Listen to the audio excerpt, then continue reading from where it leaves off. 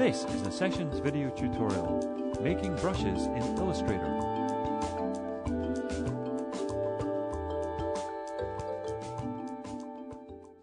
One of the more expressive ways to make artwork in Illustrator more personalized is by using brushes, but you can take this one step further and make your own.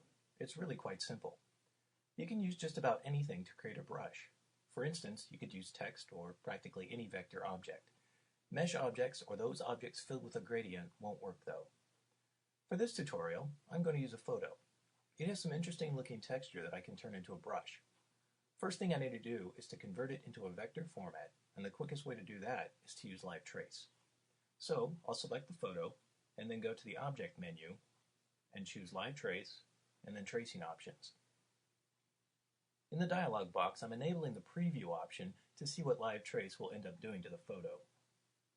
To keep things simple, I'm going to stick with the default black and white color mode, but I'll lower the threshold value to 50.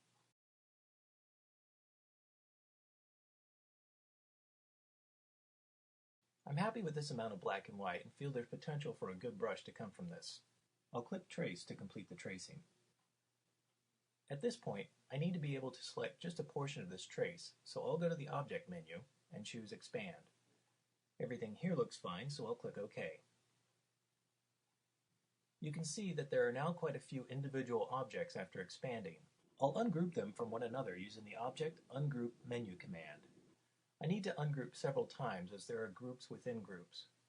A good rule of thumb is to do this command until it's no longer active in the menu. I'm only concerned with the black objects, so I need to isolate those from the white. The easiest way to do this is with the Magic Wand tool. Using that tool, I'll click on a white object, and by doing that, all of the other white objects are selected as well. A quick press of the Delete key on my keyboard and I'm left with just the black objects. You can see that only the black is left by going to the View menu and enabling the Transparency grid.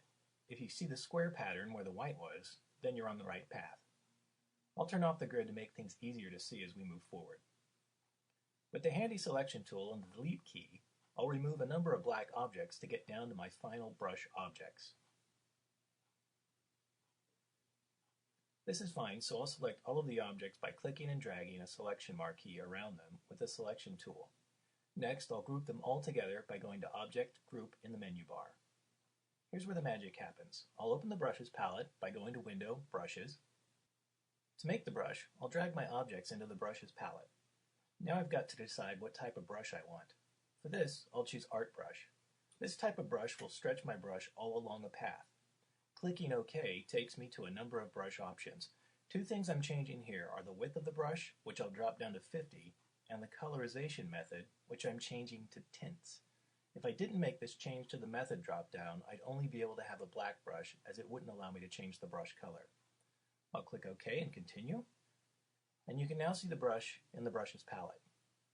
I'll draw a simple path with the pencil tool and apply the brush to that. To change the color, I'll first make sure to set the Fill box to None in the toolbar and then click on the Stroke box. This should call up the color palette where I can then select a brush color. If you see only one color bar that's black and white, open the color palette's option menu and select RGB. Now I can select whatever color I want. And that's all there is to making your own unique brushes in Illustrator.